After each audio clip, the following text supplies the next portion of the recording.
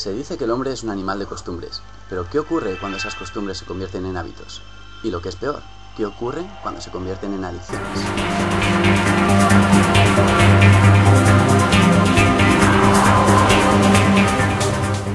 No tiene por qué preocuparse, señora Goldfarb, ¿de acuerdo?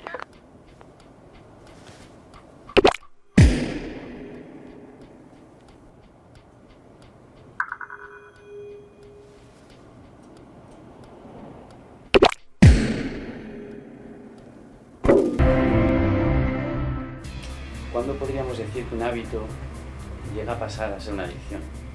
Para responder a esta pregunta hemos hablado con Agustín Garzón, trabajador social del CAID, Centro de Atención Integral a Drogodependientes. Bueno, efectivamente el proceso sería el de una conducta que se repite y pasa de ser habitual a convertirse en adicción desde el momento que uno no controla la frecuencia con la que la hace, o que la hace con más frecuencia de la que desearía,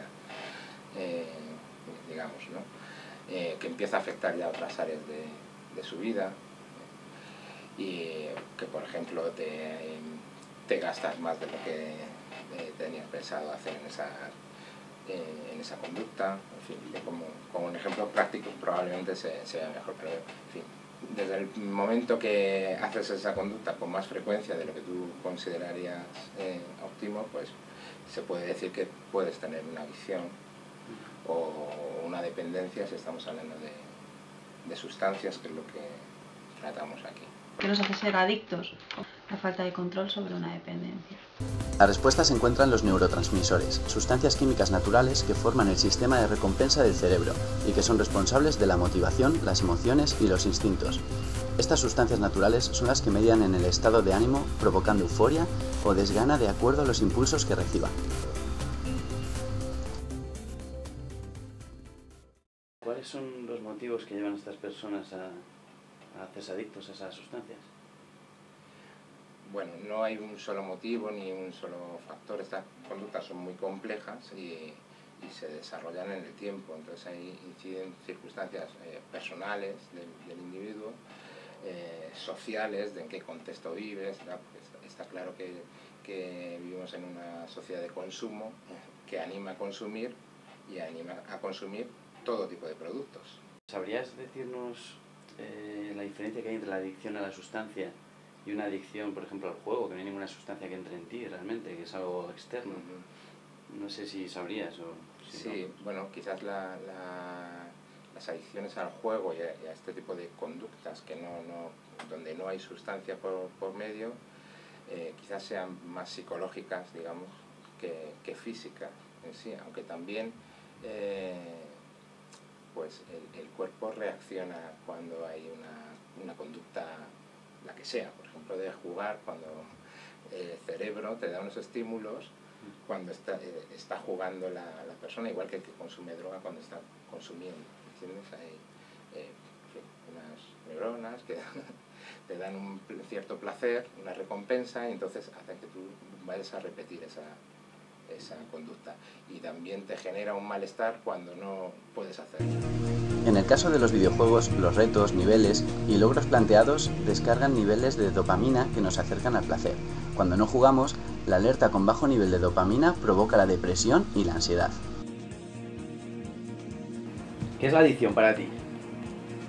Pues para mí la adicción es algo que haces, te guste o no, pero ya bien sea por costumbre o simplemente porque te obligas a ello.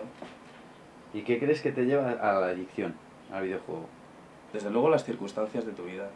Por ejemplo, te quedas sin novia, pierdes algunos amigos, el trabajo, empiezas a tener mucho tiempo libre y no sabes en qué ocuparlo, y acabas dándole a los videojuegos. ¿Y qué te provocan a ti? ¿Tú qué sientes cuando juegas? Emoción. Emociona mucho. Porque es muy intenso. Es una sensación, te transportas al personaje. Con el tabaco, pocos segundos tras una calada, la nicotina ha llegado al cerebro. Allí aumenta la dopamina y el equilibrio natural del cerebro se rompe. Aquí está el origen de la dependencia. Con la cocaína esto es mucho más peligroso. Aumentamos los niveles de dopamina, serotonina y adrenalina. Pero en el otro lado se encuentra la depresión producida por una tolerancia a la dopamina y la ansiedad o el mono.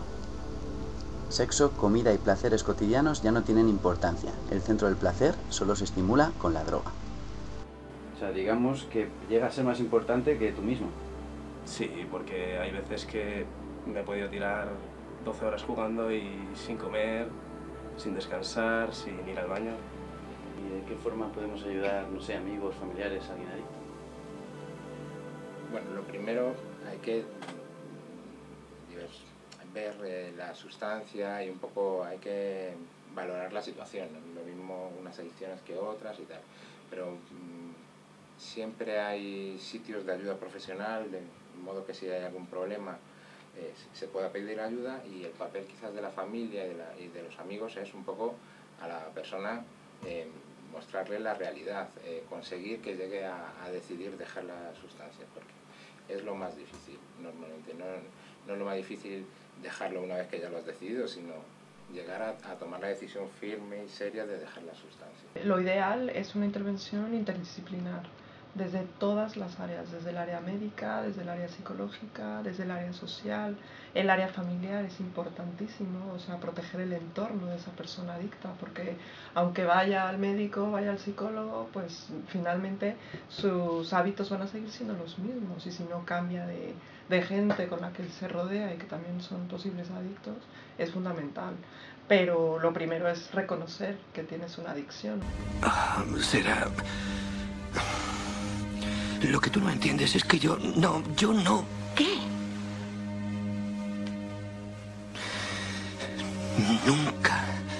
Nunca me pidas que deje de beber. ¿Has entendido? Sí. Lo he entendido.